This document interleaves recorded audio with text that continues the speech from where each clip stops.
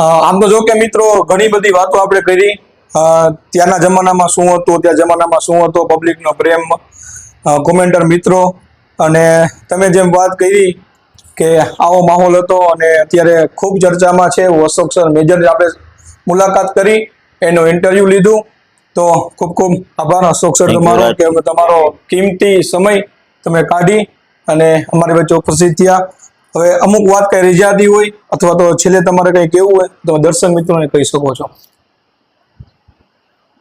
મારા મિત્ર રાજ આજે મારું ઇન્ટરવ્યુ લેવા આવ્યા, મારા માટે પણ ખરેખર ખુશીની વાત કહેવાય, આનંદની વાત કહેવાય. આથી ઘણા વર્ષો પહેલા છાપામાં મેં એક બે વખત આવી ગયા છીએ. અમારા મિત્રો અમારા છાપામાં થોડું ઘણું છાપ્યું છે, પણ હવે તો આ યુટ્યુબ લાઈવ આવી ગયું છે એટલે છાપામાં બહુ ઓછું આવે છે.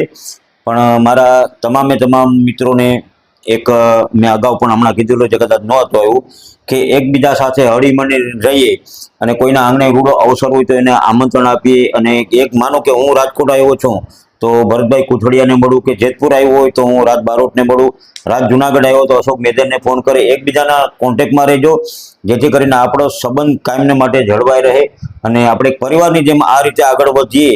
અને તમારા આંગણે કોઈ રૂડો અવસર હોય તો અમને પણ આમંત્રણ આપજો, અચૂક અમે સમય કાઢીને આવીશું. બસ આ રીતે આપણે પરિવાર બનાવીએ.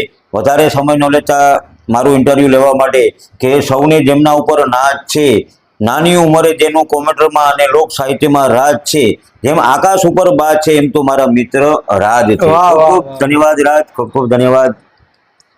તો દર્શક મિત્રો, આજનું ઇન્ટરવ્યુ આપણે સમાપ્ત કરીએ છીએ. આ હતા અમારા અશોક સર કોટક અને અશોક સર મેજર.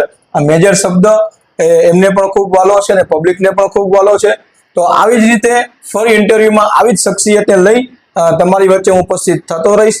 તો આવી જ રીતે પ્રેમ કરતા રહેજો. અને હા, અશોક મેજર, અશોક સર કોટક ના મિત્રો હોય, ક્રિકેટર મિત્રો હોય, જુનાગઢથી હોય અને જે અશોક સર મેજરને ચાહતા હોય એના ઇન્ટરવ્યુ ખાસ શેર કરજો. તો લાઈક કરજો, શેર કરજો, સબસ્ક્રાઇબ કરજો. ફરી મળશું આપણે આવા જ એક દિલચસ્પ ઇન્ટરવ્યુ સાથે. Thank you so much. આભાર.